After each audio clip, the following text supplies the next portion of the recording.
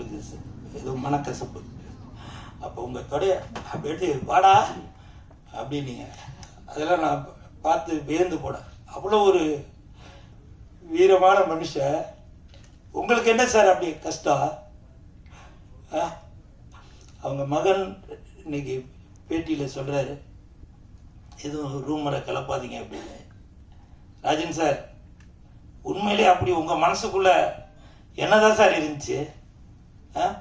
இந்த ஒரு மேடையிலையும் சின்ன தயாரிப்பாளர்களுக்கு நீங்கள் தான் குரல் கொடுத்துட்டே இருப்பீங்க.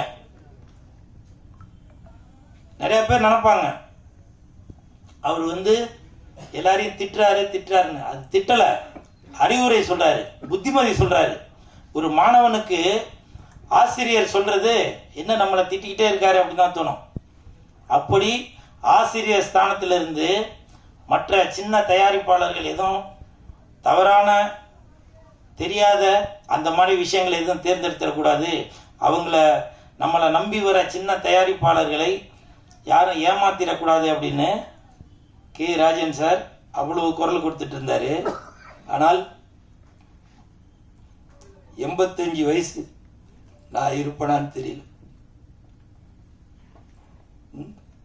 இன்னமும் அவ்வளவு ஒரு உறுதியான உடலோட தான் நீங்க இருந்தீங்க.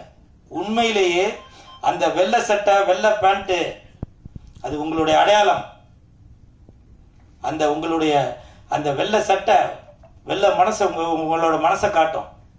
அப்படி ஒரு தங்கமான மனிதர். உங்களுக்கு அப்படி என்ன சார் பிரச்சனை? உங்களுக்கு வலதுகரமாக பேரரசர்லாம் பல இடத்துல பேசினதை நான் பார்த்துருக்கேன்.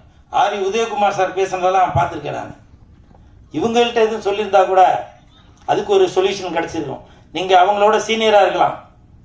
இருந்தாலும் வயது ஆக ஆக எனக்கு தெரியும், என்னோட அப்பா இறந்துட்டாரு.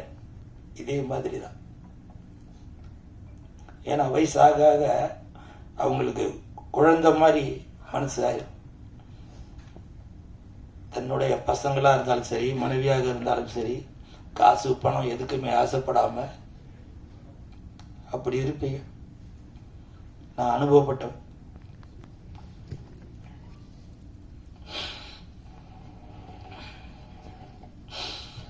அதே மாதிரி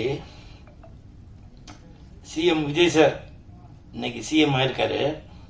எனக்கு தெரிஞ்சு விஜய் சாரோட அப்பா சந்திரசேகர் சார் அம்மா அவங்கள விட சிஎம் ஆகணும் அப்படின்னு கே ராஜன் சார் தான் அப்ப இருந்து நினைச்சிட்டே இருந்தாரு. ஏன் அடுத்த ஒரு மாற்றம்